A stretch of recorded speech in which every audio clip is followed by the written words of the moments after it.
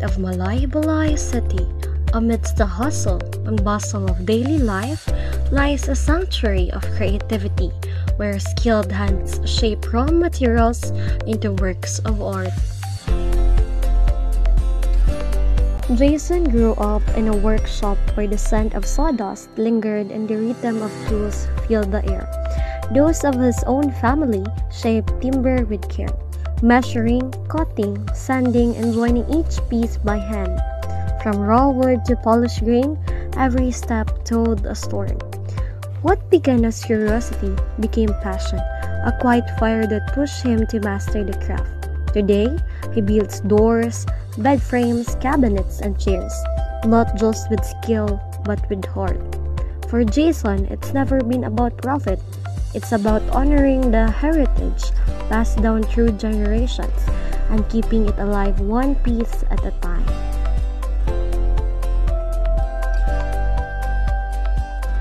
Maayad nga adlaw ta inyo alan. Today, we're diving into the world of creativity and tradition. We're here at the Clan Furniture to meet someone who makes simple materials into meaningful art. Let's go find out how Jason the Clan creates their amazing pieces.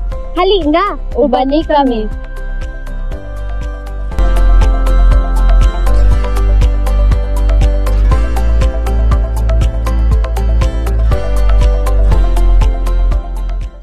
So we're now with Sir Jason the Clan. Thank you so much for having us today. So sir, pwede sa nimo ipaila imong kaugalingon sa kuha?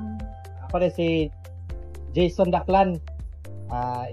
Asawa sa tag-iya diri sa GDF Furniture. So, pila na mo ka bulan or pila na mo ka years ga himo og mga inani bitaw tapos kanusa siya nagsugod sa imuha? Way back 10 years ago, kahimo na gid mi og kuan. Kay bali akong kaliwat, himo na gid ko furniture. Ako sugod ko 10 years ago then. Kasi mo inspiration behind bitaw ani, like pagbuhat og mga inani, kasi mo inspiration. Inspiration kuan. Aside sa akong family, inspiration ako nga mo niyok trabaho. Then kibali mo na gid ako nadak-an pod sa akong ginikanan furniture na gid pod. Unsa ninyo pag-come up sa designs? Kasi gusto nga design sa customer, dayon panikamutan nga himuon, panikamutan na mga kwaon gid ang iyang kuan, ang iyang gusto nga design sa mga sukod. Diya po may magbase po. Masay, so po, ayan na rin may mag-design. Kung sa lugar po di mo ma-feel if like makahuman bito mo mga ibani, mga after sa kuan, makahuman Isa ka accomplishment sa kuha nga makahuman pa sa akong trabaho, makahuman pa sa akong isa ka unit sa kuan, sa ka-door. Makahuman ako sa kaniadto nga, siyempre makakwarta na ko. Kuan po, ganang ko ipang-support po. Siyempre sa pamilya. Ay, so out of passion po lugar mo pagbuhat ani yan, no? Passion gid ko ako na kay. Bali, muna gid akong nadakan gid.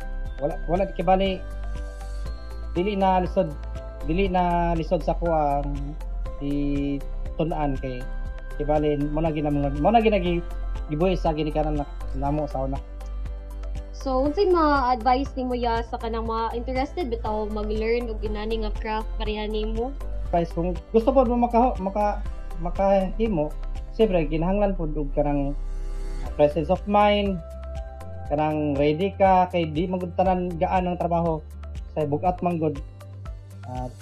Advice nako kung gusto ko po makatuon, siyempre everyday ginasa nimo na gina-workout. Kay dili man na siya pila na kapula nimo matun-an. Kung ani mo na sa few days, few weeks, few months. Kung gusto ko pag mga nindot na kayo, siyempre a year yun ang imong spend sa mong pag-learn yun. Wow!